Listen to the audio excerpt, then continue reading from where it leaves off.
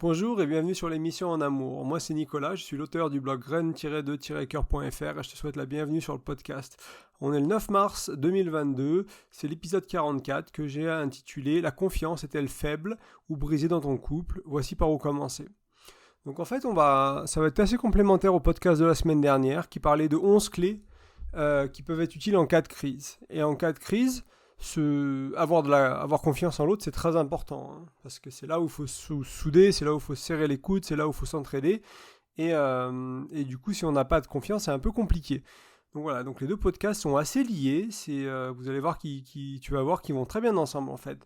Et donc cette semaine, on va explorer l'un des deux piliers du couple. Donc je te rappelle que d'après le docteur Gottman, qui est un psychologue américain qui a fait 30 ou 40 ans de recherche sur le couple et pourquoi les relations marchent, etc. Donc il a créé sa propre thérapie, il a créé plein d'outils de coaching, il a créé plein d'outils qu'il partage avec le reste du monde gratuitement ou en travaillant avec les thérapeutes qu'il a formés ou sur des séminaires qu'il fait le week-end.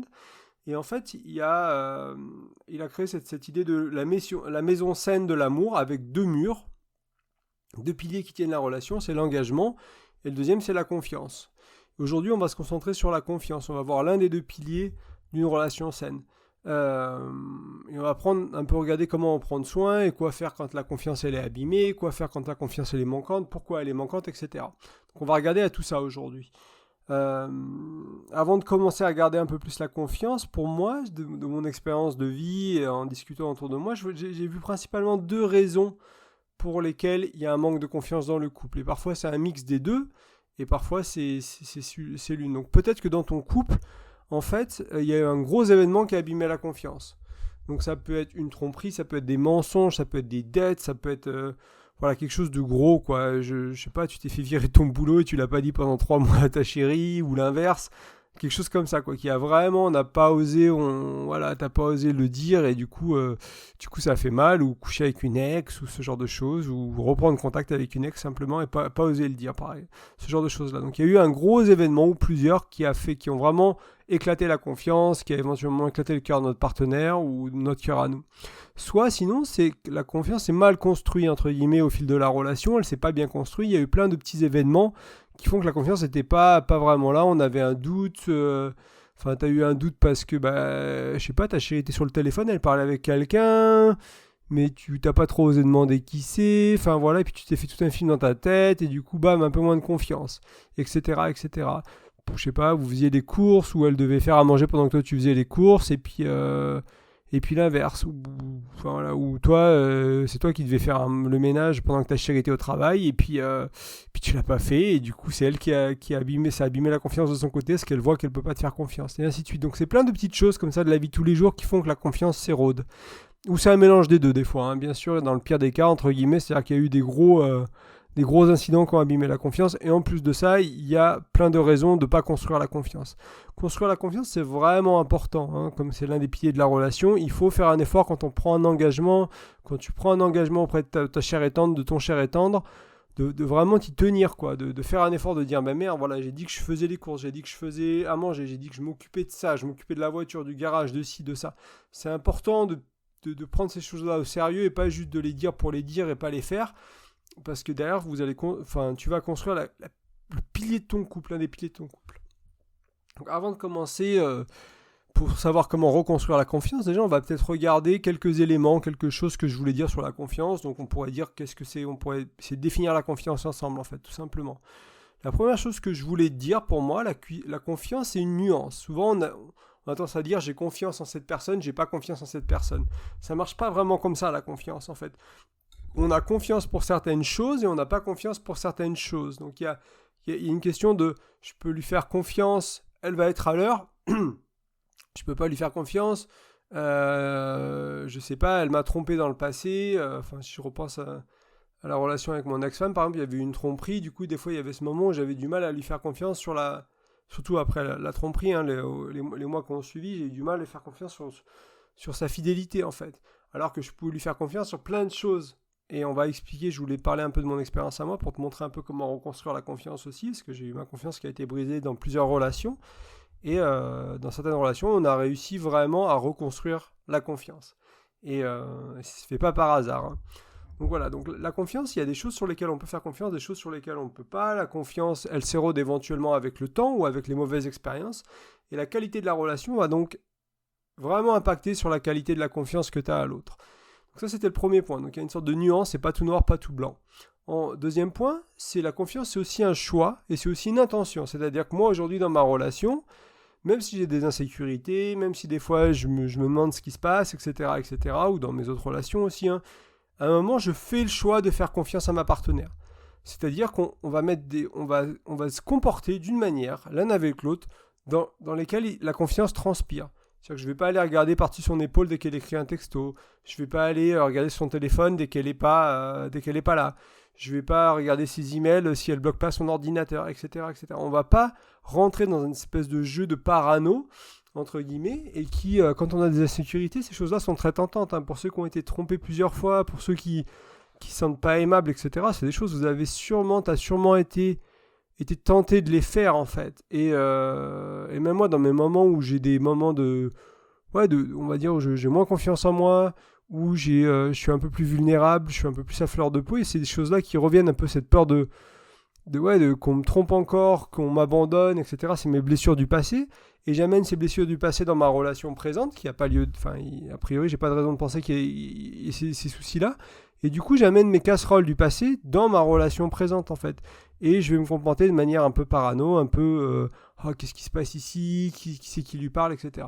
Et en fait, ça vaut pas vrai. Enfin, s'il y en a un peu, c'est ok. C'est toujours une question de proportion. C'est pour ça que c'est jamais noir ou blanc. Vous avez jamais trop confiance ou pas assez confiance. C'est un peu entre les deux. Et là, l'idée, c'est aussi de se dire bon, j'ai mes insécurités, j'ai mes blessures du passé, je traîne mes casseroles. Par contre, je décide de faire confiance. Je vais réfléchir rationnellement dans les moments où je suis pas dans l'émotion. Et je vais prendre des décisions qui vont aller dans le sens de la confiance. Donc, et ça s'apprend à faire confiance. C'est comme un muscle, ça s'entraîne en fait. On se rend compte que ça peut aller avec le lâcher prise éventuellement. Une fois, tu as envie de regarder le téléphone de ta compagne ou de ton mec parce que tu sais pas trop ce qui s'est passé. Ça fait plusieurs jours que la personne est dessus, qu'elle rigole, qu'il rigole, etc. Et apprendre à lâcher prise. Lâcher prise de ça, se dire bon ok, j'ai pas besoin de ça, j'ai pas besoin de rajouter ce doute là, vraiment s'il y a vraiment un doute sérieux un jour et qui a potentiellement tromperie, il faut pas hésiter non plus à faire face au problème en fait, hein. C'est pas ce que je veux dire, je veux pas dire que s'il y a jamais un souci, faut fermer les yeux et pas le voir.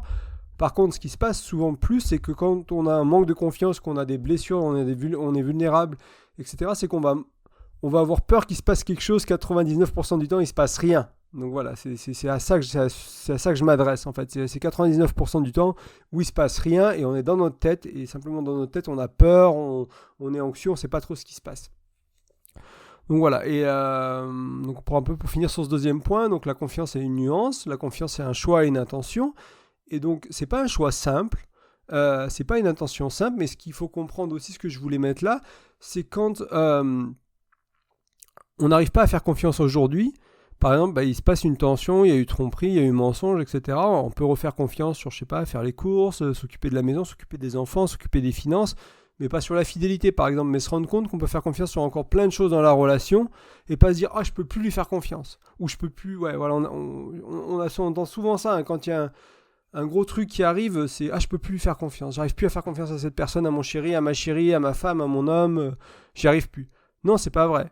Il faut arrêter de regarder les choses en noir et blanc et il faut regarder les choses avec précision, la réalité en fait. Et bien sûr, il y a des choses sur lesquelles c'est plus possible de faire confiance. Et en fait, ce que je voulais aussi dire avant de passer au point suivant, c'est que j'ai un peu touché mais j'ai pas été clair, donc je vais essayer de le reformuler. C'est que certaines personnes, et j'en ai fait partie, vont chercher à trouver des raisons de ne pas avoir confiance. Ils vont regarder... Ah, il y a cet email-là qui vient de partir. Regarde, elle rigole en étant sur son téléphone alors que c'est pas avec des messages avec moi. Parce qu'on a nos insécurités, parce qu'on a nos casseroles, on va chercher toutes les raisons de ne pas avoir confiance pour être dans un climat de... On pense que ça nous protège en fait. Comme ça, on anticipe tout. On anticipe la tromperie, on anticipe les problèmes, on anticipe tout. Alors que c'est l'une des raisons pour lesquelles il y aura des problèmes plus tard dans la relation, c'est qu'on a passé notre temps à anticiper les problèmes plutôt que d'être là, d'être amoureux, d'être présent, de donner, de pas être dans l'anxiété, d'être dans la générosité, d'être dans le bien-être de la relation. Et c'est souvent un peu, comment on appelle ça, c'est quand on y pense trop, on le crée, j'ai oublié le nom en français, mais bref. Enfin, je veux dire, à force de se concentrer dessus, des fois ça arrive. Voilà, tout simplement. Pas parce que la loi d'attraction, entre guillemets, vous pouvez éventuellement croire à ça. C'est un peu c'est un peu la prophétie voilà, la prophétie autoréalisante, c'est ce que je voulais dire. Ça peut être un peu ça pour ceux qui croient, mais aussi il faut comprendre que simplement quand vous êtes dans un état d'anxiété parce que vous regardez du coin de l'œil ce qu'elle fait sur son téléphone ou ce qu'il fait sur son téléphone, vous construisez pas la relation, vous vous engagez pas de manière positive dans la relation pour rigoler, pour aimer, etc. Et ça va poser problème. Et en fait, pareil, là c'était le troisième point, il est un peu subtil peut-être, j'ai déjà touché plus ou moins, mais je voulais l'amener d'un autre angle, c'est que la confiance en fait elle est aussi vers nous, c'est-à-dire que nous si on ne se fait pas confiance, on va avoir du mal à faire confiance à l'autre sur ce qu'on ne fait pas confiance. Donc par exemple si vous êtes quelqu'un qui a peur de tromper ou qui trompe, si tu es quelqu'un qui a déjà trompé, si tu es un trompeur, une trompeuse, ou tu l'as été, etc., ou c'est ton schéma, tu l'as répété dans toutes tes relations, tu as peur de le faire dans celle-là encore, on va se demander, enfin moi, toi et moi, on va se demander si l'autre est pas pareil en fait, tout simplement parce que nous, on a ça en nous en fait. Donc on projette nos insécurités et nos doutes envers l'autre en fait. Alors que ces problèmes-là, ils sont avec nous. Donc souvent quand il y a un manque de confiance, quand tu as un manque de confiance envers quelque chose, c'est un très beau miroir. Ça fait un très bel effet miroir. Ça veut dire que tu te fais pas confiance là-dessus sûrement. Donc voilà. Donc ça c'est un peu pour la définition de la confiance, pardon. C'est ce que je voulais dire dessus. On va passer à la partie suivante qui est comment reconstruire la confiance dans ton couple quand elle a été brisée ou elle n'était pas là ou elle est un peu faible, elle s'est simplement érodée ou elle a été brisée. Je vais te proposer 3 manières de faire. La première, c'est prendre conscience avec précision des endroits où la confiance est déjà présente et solide, mais là aussi où elle l'est moins. Donc c'est revenir à ce que je disais tout à l'heure, c'est-à-dire que la confiance c'est pas noir et blanc, il y a des choses sur lesquelles tu peux pouvoir faire confiance à ta partenaire ou ton partenaire et inversement. Donc là c'est éventuellement prendre un papier et faire une liste de toutes les choses pour lesquelles je fais confiance, toutes les choses pour lesquelles je fais confiance et toutes les choses pour lesquelles je fais pas confiance. Et éventuellement leur mettre une note de 1 à 10 ou de 1 à 5 ou de A, B, C, D selon le système que tu veux utiliser, leur mettre une couleur, dire voilà, rouge je fais pas du tout confiance, gris je suis un peu entre les deux, vert je fais vraiment confiance, etc. selon ce qui te parle en fait. Donc pour commencer à rentrer dans la nuance, déjà voir là où tu peux faire confiance, là où tu peux pas faire confiance. Et ensuite, éventuellement encore avec des notes, avec des choses, mettre un peu plus de... mettre un peu plus de nuances. Donc par exemple, est-ce que tu peux faire confiance à ta chérie sur l'honnêteté ou ton chéri, est-ce qu'ils sont honnêtes à 100% honnêteté radicale bienveillante, est-ce que c'est fait partie des choses qui se passent dans ton couple? On se dit les choses comme elles sont, mais en même temps on ne cherche pas à faire mal, on est dans la bienveillance. Est-ce que tu peux faire confiance sur être à l'heure, tenir la maison, être fidèle, etc. etc., etc. Donc ça c'est une liste qui peut être intéressante aussi si tu as une belle relation dans laquelle il y a une belle communication et ces choses-là peuvent être accueillies. Ça peut être intéressant de la partager, de demander à ta partenaire ou à ton partenaire de faire la liste et de partager, voilà, là c'est là où je te fais confiance, c'est là où je te fais pas confiance. Et quand vous faites cette liste, éventuellement, une autre étape que j'avais pas mis mais qui me vient, c'est surligner ou entourer ce que vous projetez sur l'autre. C'est-à-dire que les choses en vous sur lesquelles vous vous faites pas confiance, tu te fais pas confiance à ça en fait. Au fond de toi, tu te dis merde, je sais pas si je suis fidèle, si jamais je me fais rentrer dedans entre guillemets par une nana, par un mec, est-ce que je vais réussir à me retenir, etc. Et du coup, on projette ça sur l'autre. Toutes nos peurs, on les projette sur l'autre avec la confiance. Donc entoure-les, surligne-les, voilà, sois clair avec ça pour commencer vraiment à rentrer en nuance autour de la confiance. Le deuxième exercice, c'est plus pour la reconstruire. Là, c'était pour en prendre conscience, on va dire, et la construire aussi, mais là, c'est vraiment pour du pratique, pour la reconstruire. J'ai séparé cette pratique-là avec deux... on peut faire des petites actions pour reconstruire la confiance ou des grosses actions. Et en fait, là, l'idée, c'est par exemple, moi, je sais pas, je suis le trompeur. J'ai trompé ma chérie, et on en discute, machin, on décide, ok, on veut continuer la relation, c'est important pour nous... on veut continuer, moi j'ai ma part de responsabilité, je suis responsable de la tromperie entre guillemets, là, sa part de responsabilité dans le sens où c'est partagé en fait entre guillemets, c'est-à-dire que si la relation allait pas, elle n'est pas coupable de ma tromperie, ou moi je suis pas coupable de la tromperie de mon ex par exemple, mais par contre j'avais mes responsabilités dans le fait que la relation n'était pas aussi bien qu'elle pouvait être pour elle, et du coup elle a pris la décision d'aller voir à l'extérieur. C'est aussi parce que la relation est pas correcte entre guillemets, elle lui va pas en fait. Et dans ce cas-là, donc elle m'irait pas à moi si c'est moi le trompeur. Donc on pourrait avoir ma compagne qui me demande de faire des actions en fait pour recréer la confiance. Donc quelques petits exemples de petites actions pour recréer la confiance. Donc c'est des actions qui demandent souvent peu d'efforts, elles ne seront pas toujours faciles à faire, mais elles montrent une intention claire de reconstruire la confiance. Donc prendre une fois par jour le temps d'exprimer ses besoins. Pourquoi ça reconstruit la confiance ? C'est-à-dire que si ma chérie et moi on prend le temps une fois par jour de vraiment exprimer nos besoins, on a plus de chances de les résoudre, de les satisfaire dans la relation. Et du coup on se tourne l'un vers l'autre, on crée l'équipe, on se tourne vers la relation. Donc c'est important pour la relation d'exprimer les besoins. Appeler, que je l'appelle une fois par jour par exemple. Ou toi tu l'appelles une fois par jour, montrer de l'affection hors de la sexualité. C'est-à-dire que des fois dans les relations on a un peu ce côté où on a envie de l'autre et on montre de l'affection que quand on a envie de sexe en fait. Et ça peut être une manière de faire autrement, c'est de le faire tout le temps en fait, de montrer de l'affection tout le temps. Planifier du temps ensemble de qualité par exemple, voilà, pour reconstruire le couple, pour passer du temps sans enfants, sans choses à faire, etc. On a 1 heure pour nous, voilà, on va passer du temps, on va vraiment reconstruire la relation. Et peut-être qu'au début ce sera difficile, encore une fois je dis que ça demande peu d'efforts entre guillemets souvent, des fois ça va en demander quand même, mais c'est pas facile dans le sens où s'il y a eu tromperie ou un mensonge de fou, moi j'ai une amie avec qui son compagnon lui mentait sur de l'argent qu'il n'avait pas et qu'il perdait en pariant pendant des années, c'est catastrophique là. Quand tu es marié depuis 15 ans et que tu as des enfants et que tu te rends compte que ton chéri, ça fait 7 ans qu'il a des problèmes d'argent et qu'il parie l'argent qu'il gagne ou qu'elle gagne et qu'il y a des dettes, c'est pas nécessairement plus simple qu'une tromperie du tout. Il n'y a pas que ça, quoi. Et voilà, mais prendre le temps consciemment de passer du temps ensemble. Donc ça pourrait être des petites actions. Des grandes actions, ça demande souvent plus d'efforts et elle aussi, elle montre une intention claire de reconstruire la confiance dans la relation. Donc par exemple, c'est couper les ponts avec les ex. Si dans le cadre de quelqu'un qui aurait du mal à revenir, qui aurait du mal à être fidèle à cause des ex, que les ex tournent autour, elles sont encore là, etc., ou ils sont encore là, c'est couper les ponts vraiment avec les ex. Changer de travail, par exemple, pour avoir un travail moins prenant, peut-être gagner un peu moins d'argent aussi, mais du coup avoir plus de temps pour la relation, plus de temps pour la famille, plus de temps pour les projets à deux. Donc là, on est dans des grosses choses, c'est vraiment des choses qui peuvent être...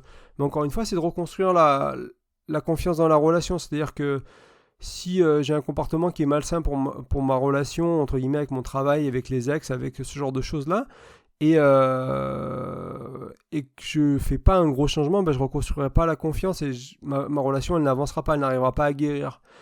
Éventuellement, commencer un travail de coaching ou de thérapie autour de la tromperie, autour du mensonge, ça peut être aussi un engagement, comme créer un compte commun. Alors peut-être pas faire un enfant ou acheter une maison parce que ça peut être compliqué en première étape, mais te dire que ok, j'ai fait une connerie, ok, ce couple il est important pour moi, ok, on veut avancer, on a décidé qu'on voulait réparer les choses et la confiance, on a compris que c'est important, on va créer un compte commun, on va gérer on va commencer à penser à deux en fait, mais à penser à deux, pas deux séparément, deux ensemble en fait. On va commencer à vraiment créer cette équipe de la vie de tous les jours pour bien avancer et pour se rapprocher l'un l'autre et se tourner l'un vers l'autre et pour renforcer ça. Et enfin, la troisième clé, ou un peu que je voulais partager avec toi, c'est simplement de donner du temps à cet élan de recréer la confiance. La confiance, c'est pas facile, ça prend du temps. Il y a des gens qui ont vraiment du mal avec ça. Moi, je sais que j'ai beaucoup travaillé sur moi. Je sais quand mon ex, elle m'a trompé, je ne saurais pas dire aujourd'hui, mais en peut-être 4 ou 6 mois, j'avais vraiment très bien avancé et j'avais quasiment... C'était vraiment très rare que j'avais des doutes sur la fidélité, sur des choses. C'était vraiment quand j'avais des gros coups de mou et que ça allait pas trop dans la vie que ces choses-là ressortaient.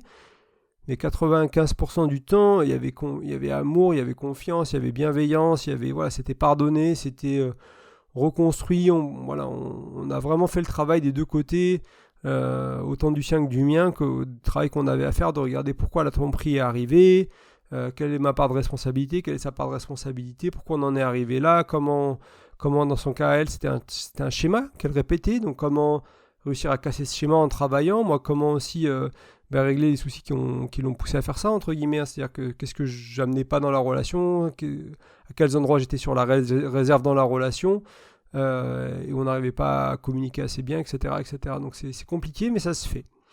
Mais il faut donner du temps, il y a des couples, ça peut prendre des années, il y a des couples, ça prendra quelques mois, ça dépend un peu de votre résilience, du travail que vous avez fait sur vous, de votre amour-propre, de votre relation à vos insécurités, etc., etc. Plus vous êtes ancré, plus vous êtes solide, plus vous avez travaillé, plus vous avez cheminé, moins il y a de chances que la confiance soit difficile à reconstruire. En fait, elle devrait être même plus facile à reconstruire, ça devrait aller plus vite. Surtout si vous faites accompagner, si vous faites coacher, si vous faites accompagner, ça peut être intéressant et c'est quelque chose sur lequel je peux vous accompagner, mais j'en parle un peu plus loin.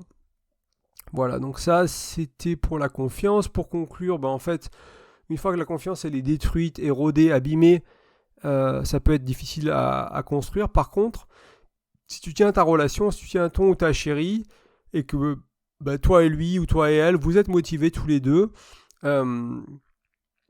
c'est possible de le faire. Il faut savoir que c'est possible de le faire. Il y a des couples qui arrivent. Encore une fois, tu peux te faire accompagner. Moi, je peux vous accompagner en coaching. Il suffit d'utiliser le formulaire de contact sur graine-de-coeur.fr. Vous m'envoyez un petit email. Tu m'envoies un petit email toi tout seul ou avec ta compagne ou ton chéri. Vous m'expliquez votre situation. Tu m'expliques ta situation. Et on voit si travailler ensemble, ça fait du sens. On peut aller en thérapie. Il y a des trucs, vous tapez thérapie Gottman psychologue sur Google et tu devrais trouver pas mal de thérapeutes Gottman. Il y en a quelques-uns en France, du moins. C'est assez rare, mais ils sont très bons. Ils ont au moins une méthodologie qui marche. Là, Gottman, il a développé, c'est celui qui parle j'en parlais au début, des 2 piliers du couple avec la confiance et l'engagement. Il a développé des outils de thérapie à 30-40 ans parce que à l'époque, aux États-Unis, la thérapie de couple, c'était un peu une catastrophe. Ça marchait pas du tout. C'était vraiment à la vieille époque et il n'y avait pas des bons résultats du tout. Alors qu'aujourd'hui, il y a plusieurs méthodes. Il n'y a pas que Gottman. Mais on a quand même beaucoup plus de résultats positifs avec des bonnes modalités de thérapie. Voilà. Donc ça peut être intéressant. Bon, ça coûte plus cher aussi la thérapie de couple. Voilà. Mais moi, je peux t'accompagner en coaching si ça te parle.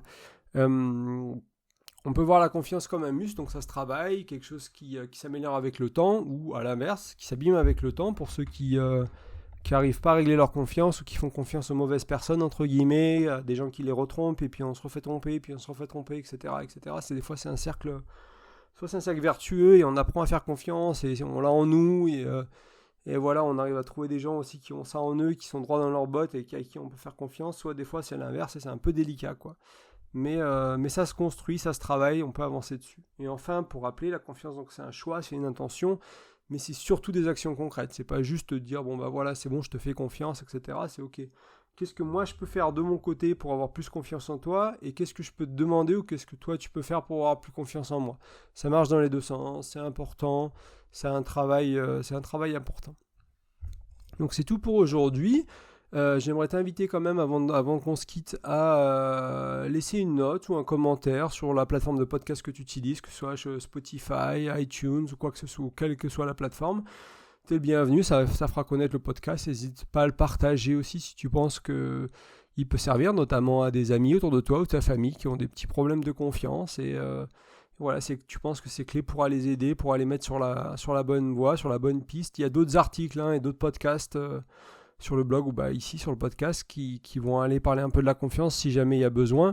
Et il y a le travail du docteur Gottman qui n'est pas très connu en France, qu'il est américain, mais il y a quand même quelques sites qui ont fait plus de travail que moi à traduire et à expliquer ces concepts, des sites autour de la psychologie, et ça peut avoir le coup de taper Gottman maison saine du couple ou Gottman confiance et engagement, etc. Et lire un peu dessus et s'informer. Voilà, ça peut être cool. Et enfin, la dernière chose que j'aimerais mentionner avant qu'on se quitte, c'est que tu peux laisser ton prénom et ton meilleur email sur le blog en échange d'un e-book. Donc c'est un e-book qui est gratuit, que je t'offre, qui parle de 5 outils de communication pour apprendre à mieux communiquer, à moins se prendre la tête, à communiquer de manière plus fluide, à mieux comprendre l'autre aussi.